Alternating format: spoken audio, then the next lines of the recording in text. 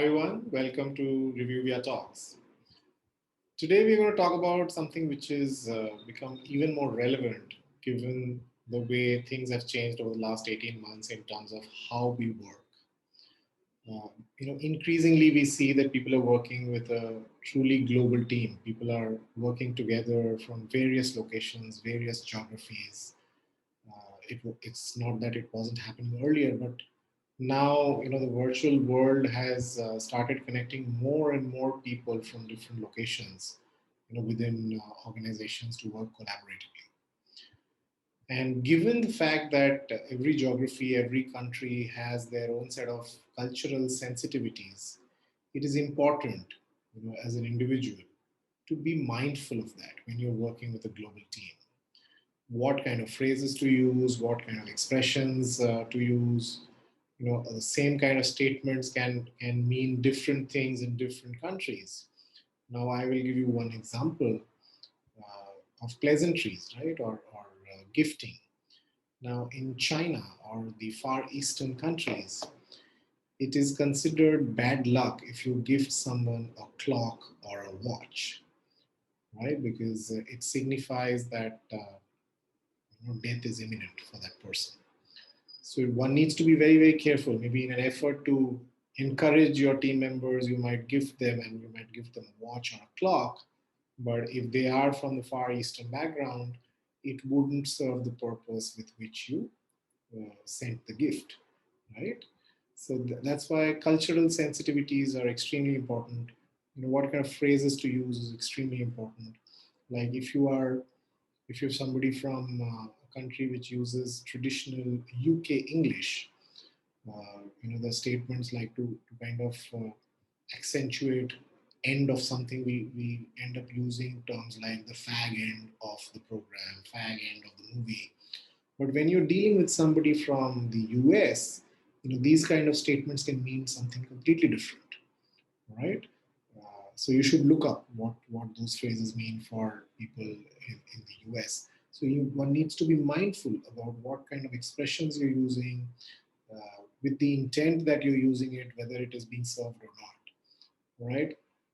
This is in terms of expressions, communication, phrases, ensuring that things don't get misinterpreted because that's the risk. The other thing is, practices. Now, if you're somebody in India, it is very normal to be a little late on conference calls.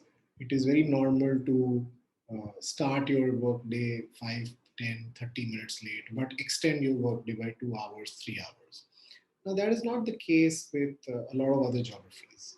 Like people in Europe, people in North America, they don't operate like that. Culturally, they operate in a more regimented manner where if their workday has to start at 7 a.m. in the morning and end at 4 p.m., 99% of the time, that is the case.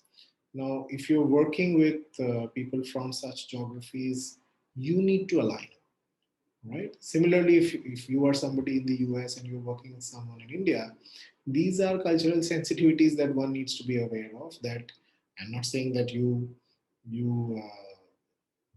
you subscribe to that, but since it is a more accepted norm, a more accepting approach to transitioning to a newer practice would yield better results rather than being completely taken by surprise, thinking that uh, you know it's a breach of practice. It's just that it's a breach of practice in your culture, but it's the accepted practice mostly in certain other cultures or geographies. So one needs to be a little more mindful of these things, and I think that will make it more effective in terms of working with a truly global set of team members. Also, the other thing is how you deal with seniors at work. How you uh, perceive a particular position of authority also differs from country to country, geography to geography. Now, in the Eastern world, in the subcontinent, in the Far East, in Japan, uh, you know, leaving office before the boss leaves is a no-no, right? Even if you have finished your work. Even now, when things are changing, but there's this perception about your boss. where he or she is the ultimate decider of when you leave work, or it will look bad, or it will hurt your chances of growth if you are perceived to be someone who leaves before the boss. So these are sensitivities which one needs to be a little mindful of, and gradually kind of integrate these kind of people, break their concerns, make it more inclusive, have them not have such inhibitions going forward. But it's a transition. What I'm trying to say is, if you're working with people from different cultures, different geographies, uh, be mindful of the fact that they have their own set of context, and don't try to compare it with only your culture or what you have known to be in your 10, 20, 15, 30 years of work experience. Okay, also things like how do you address people? Some people in certain organizations, certain geographies, they would want to address people, even who are senior to them, by their first names. In certain geographies, addressing people as sir and madam is the norm. Now, don't get taken aback by that. So, if you are someone who comes from a geography or a culture where people address each other by sir and madam, and now you're talking to someone who is addressing you or somebody senior with their first name, there is nothing to be offended about. It's just that it's a different culture. It's an accepted practice in that part of the world.